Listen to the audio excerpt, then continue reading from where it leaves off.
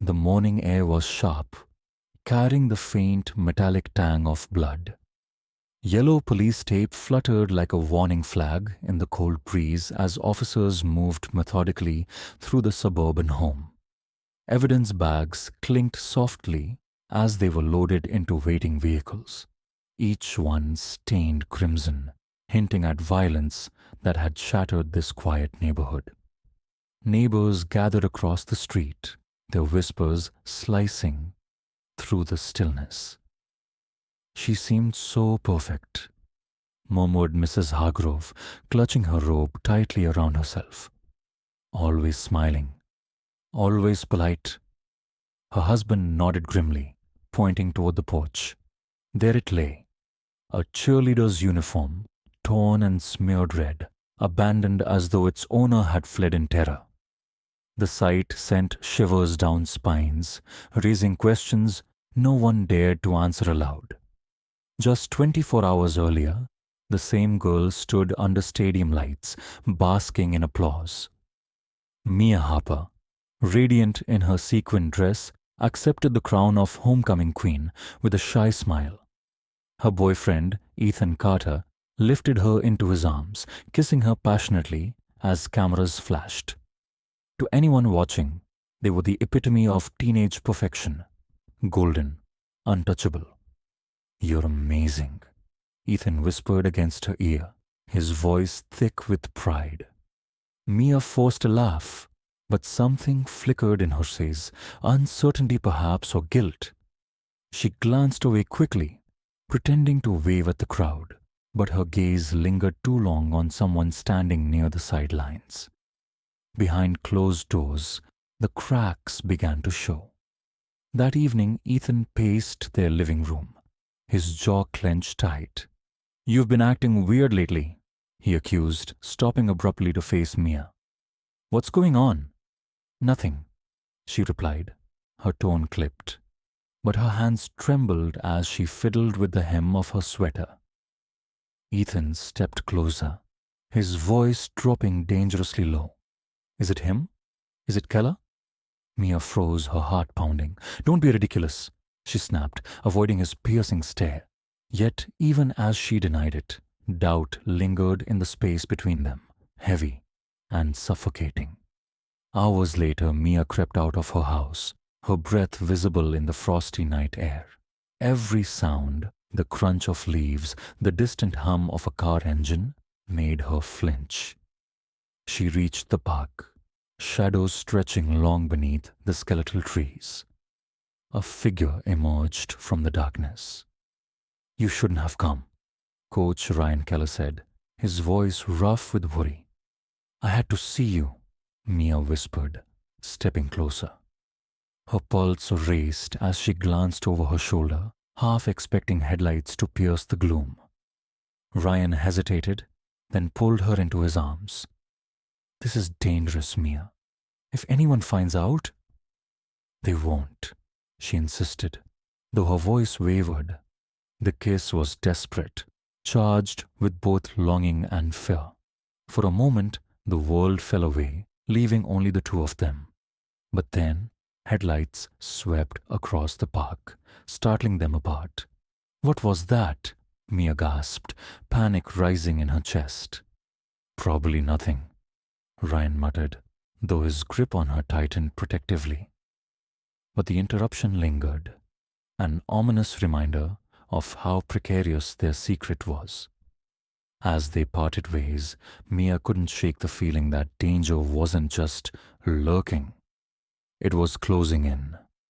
Unbeknownst to either of them, those fleeting beams of light belonged to Ethan's truck, parked just beyond the tree line. And he wasn't alone. Mia Harper was the embodiment of perfection, cheerleading captain, honor roll student, and homecoming queen. But behind her dazzling smile lay a suffocating emptiness. Her mother, Claire Harper, loomed large in her life, pushing her relentlessly toward scholarships and accolades. "You're wasting your potential," Claire snapped one evening, rifling through Mia's report card. "Straight A's aren't enough if you don't stand out." "I'm trying," Mia muttered, staring at her hands. Trying isn't good enough. Claire shot back, slamming the papers onto the kitchen counter. The pressure weighed on Mia like an invisible chain. She craved freedom, but feared disappointing the woman who treated her less like a daughter and more like a trophy to polish. Each day felt like walking a tightrope, balancing expectations with the growing urge to break free. Coach Ryan Keller watched from the sidelines as his team practiced, his mind drifting far from the field. Once destined for greatness, his dreams had been shattered by a knee injury that ended his college football career.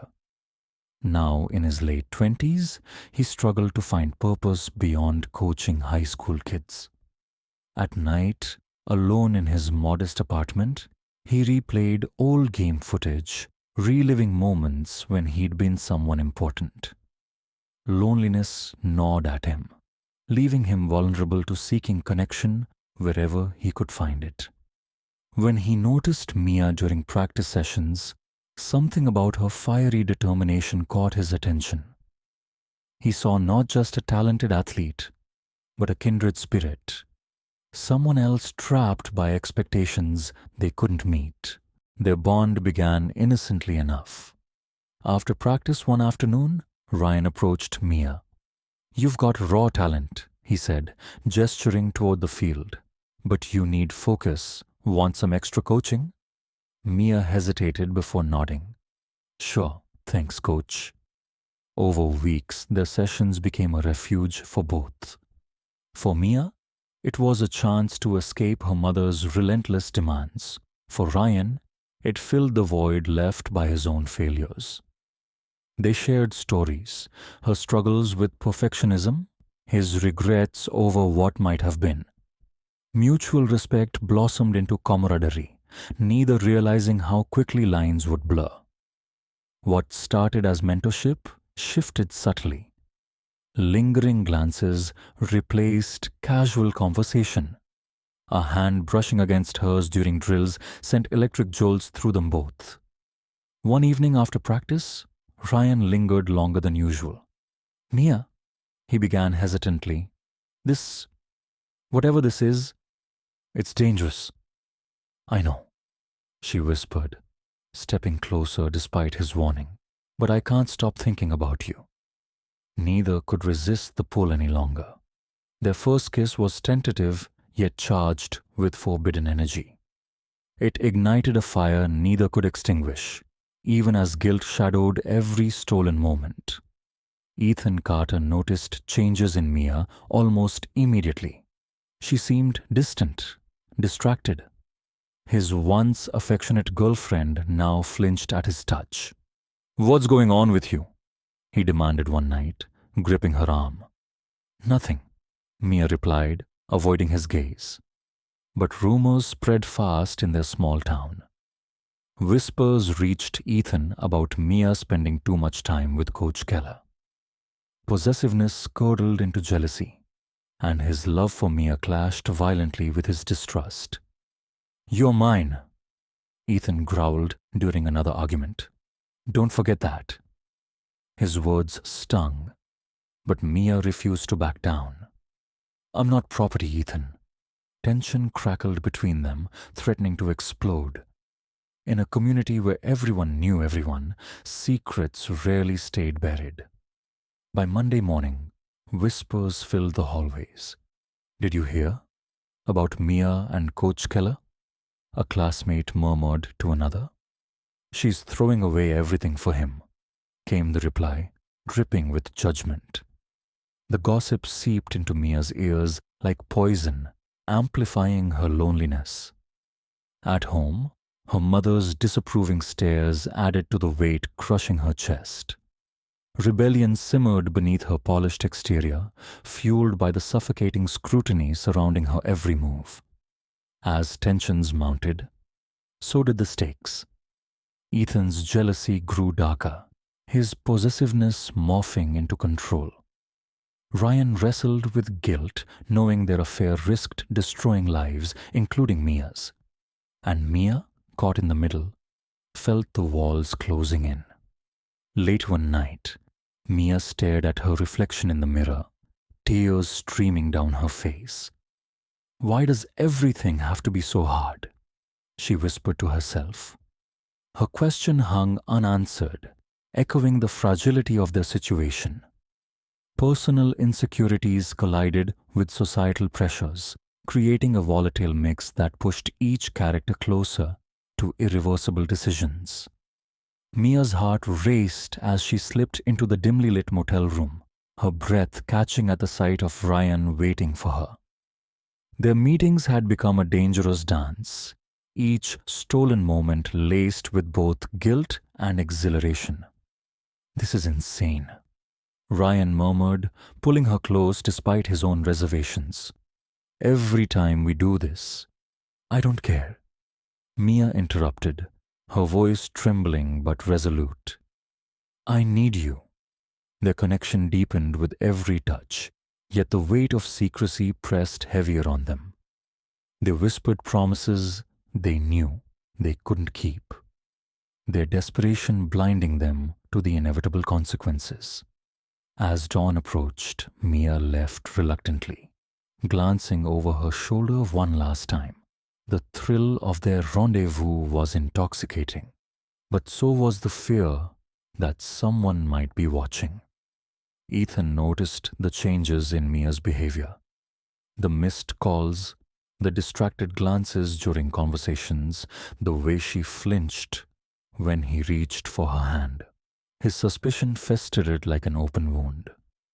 You've been acting weird, Ethan accused one evening, scrolling through her phone while she showered. Who are these texts from? Give me that, Mia snapped, snatching it back. You have no right. His jaw tightened. I'm your boyfriend. I deserve honesty. But honesty was the last thing Mia could offer.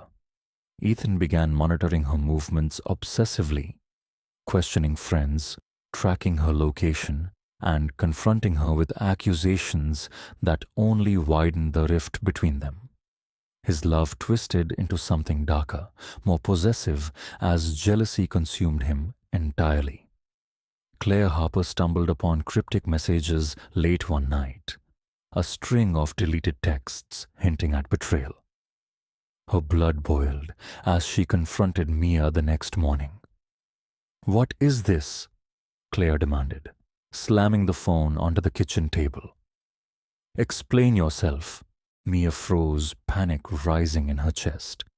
It's nothing, she stammered, avoiding her mother's piercing gaze. Nothing? You think I'm stupid? Claire spat, tears streaming down her face. Do you realize what this could do? To our family? To your future? I didn't ask for your permission. Mia shot back, her voice cracking under the pressure. You're forbidden to see him again, Claire hissed, her tone icy. If you don't end this now, I'll ruin both your lives. The ultimatum hung in the air, suffocating Mia with its finality. Ryan paced nervously outside the school gym, his mind racing. He couldn't ignore the escalating tension any longer. When Mia arrived, he took a deep breath. We can't keep doing this, he said firmly, though his voice betrayed his reluctance. It's too risky. We're destroying everything. No, Mia pleaded, grabbing his arm. Please, don't give up on us. It's not just about us anymore, Ryan argued, running a hand through his hair. Your mom knows. Ethan suspects. This isn't some fairy tale, it's real life, and it's falling apart. But Mia refused to let go. I don't care about the risks. I love you. Her conviction wavered his resolve, but the guilt gnawed at him.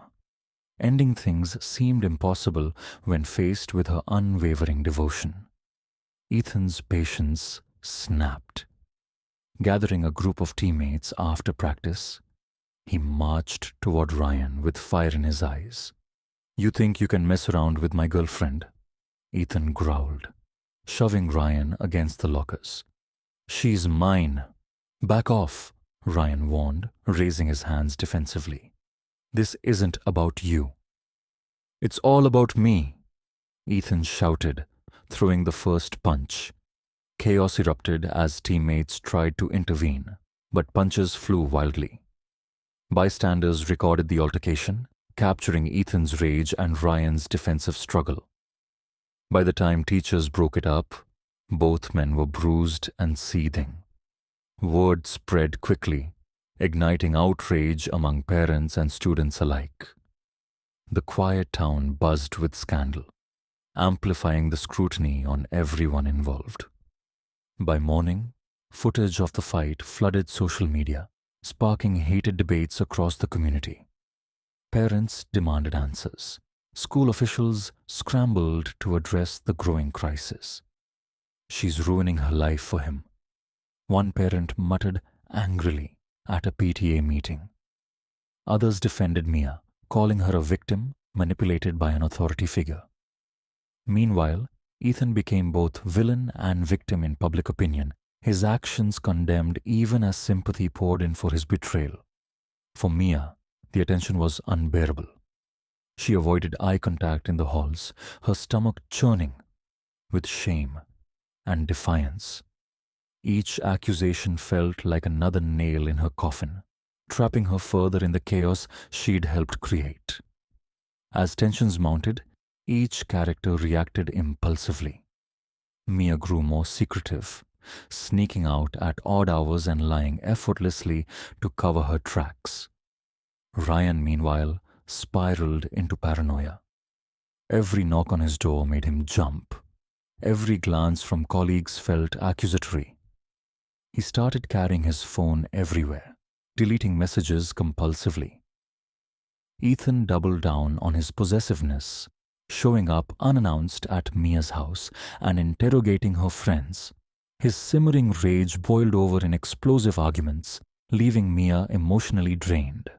Their actions created a feedback loop of manipulation and fear, pushing them closer to a breaking point. Trust eroded completely, replaced by suspicion and desperation.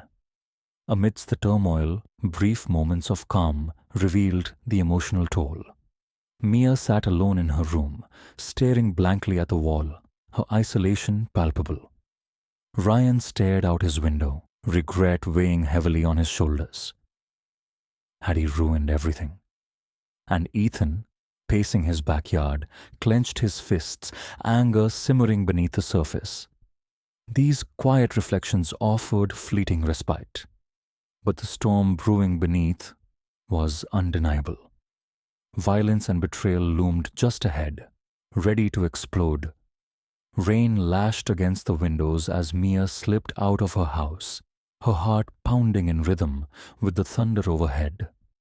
The storm mirrored the turmoil brewing inside her, a mix of fear and exhilaration as she drove toward the abandoned cabin where Ryan waited.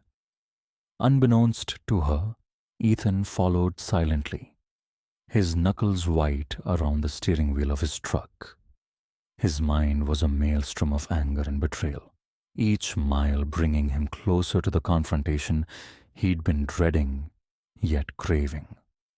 When Mia arrived at the cabin, the wind howled through the trees, adding an eerie soundtrack to the night's unfolding chaos. She hesitated before stepping inside, sensing something ominous lurking just beyond the shadows.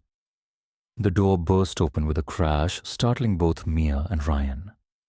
Ethan stood there, drenched and trembling, a baseball bat clenched in his fists like a weapon. "You think you can just take what's mine?" Ethan snarled, advancing on them. "She's my girlfriend." "Ethan, stop!" Mia cried, stepping between him and Ryan. "This isn't what it looks like." "It's exactly what it looks like," Ethan spat, his voice shaking with fury. "You've been lying to me this whole time." Ryan tried to reason with him, raising his hands in surrender. "Listen, man, let's talk about this." But Ethan wasn't listening.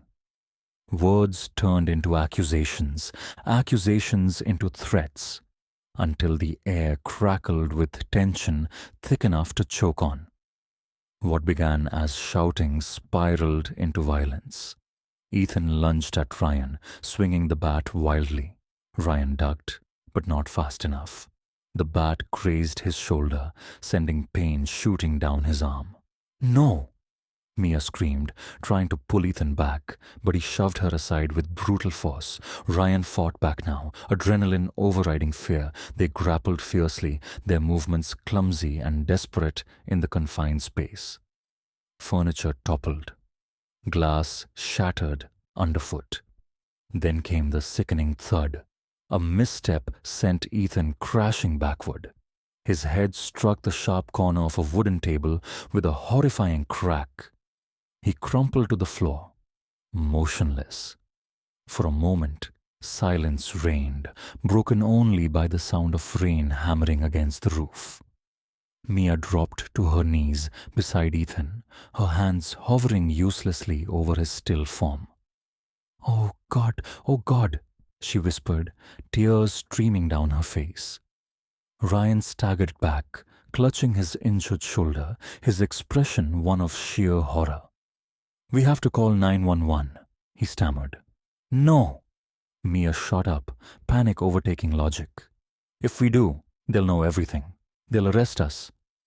"We can't just leave him here," Ryan argued, though his voice lacked conviction. Desperation clouded their judgment. Together they dragged Ethan's body away from the table, attempting to stage the scene as an accidental fall. Each movement felt mechanical, their minds numbed by shock and guilt. They wiped away evidence frantically, smudging fingerprints, rearranging furniture, but every attempt to erase their tracks only created new inconsistencies. A smear of blood on the wall remained unnoticed. A shard of broken glass lay conspicuously near Ethan's hand. "This has to work," Mia muttered, pacing anxiously. "It has to." Ryan watched her, his chest tightening with dread. "What if someone saw us? What if they find out?" "We're fine," she insisted, though her voice wavered. "As long as we stick to the story." But even as they rehearsed their alibis, doubt gnawed at them. Every lie compounded the last, weaving a tangled web neither could escape. By morning, authorities were combing through the cabin, piecing together fragments of the truth. Detective Harris frowned at the bloodstain on the wall, jotting notes furiously. "This doesn't add up," he muttered to his partner. "The angle of impact suggests more than just a fall." Meanwhile, whispers spread through town. Neighbors recounted seeing Ethan's truck parked near the cabin late that night.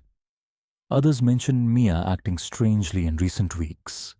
Back at the station, phone records revealed suspicious calls between Mia and Ryan. Surveillance footage showed them entering and leaving the area around the time of Ethan's death. As clues mounted, so did suspicion. For Mia and Ryan, the walls closed in tighter with each passing hour, their fragile facade crumbling under the weight of scrutiny. The knock on the door came early in the morning, shattering the fragile illusion of normalcy Mia had clung to. Detectives entered her home with solemn expressions, their questions sharp and probing. "Can you explain these inconsistencies?" Detective Harris asked, sliding a file across the table during interrogation hours later. "Your story doesn't match the evidence." Mia's resolve crumbled under his relentless gaze. Tears streamed down her face as she confessed haltingly, We tried to cover it up. I didn't mean for any of this to happen." Across town, Ryan sat rigid in another room, denying direct involvement but admitting to the affair. "I never wanted anyone hurt," he insisted, though his voice betrayed guilt. Their arrests dominated headlines, exposing secrets neither could undo. The courtroom buzzed with tension as reporters jotted notes and spectators whispered behind cupped hands. The trial became a spectacle, dividing the small town into factions. She's just a kid. He manipulated her. One neighbor argued passionately outside the courthouse. She knew exactly what she was doing, countered another, shaking their head. She betrayed Ethan. Inside, Mia sat pale and trembling, while Ryan appeared stoic yet haunted. Lawyers painted starkly different portraits, one portraying Mia as a victim of an adult authority figure, the other casting her as complicit in Ethan's death. As testimonies unfolded, public opinion fractured further, reflecting the moral ambiguity at the heart of the tragedy. Prosecutors charged Ryan with statutory misconduct and obstruction of justice, framing him as both predator and pawn in a morally complex web. He exploited his position of trust, the prosecutor declared, slamming a hand on the podium. And when things went wrong, he lied to protect himself. Ryan's defense countered by highlighting societal pressures and personal failures. He's not a monster. He's a man who made mistakes, his lawyer argued, appealing to jurors' empathy. Yet doubt lingered in the air. Was Ryan truly remorseful? Or was he manipulating the system once again? Jurors exchanged uneasy glances, torn between conflicting narratives. Claire Harper stood before cameras outside the courthouse, her face etched with shame and fury. "I have no daughter," she declared coldly, her voice trembling with emotion. Her words cut deeper than any blade, leaving Mia utterly alone.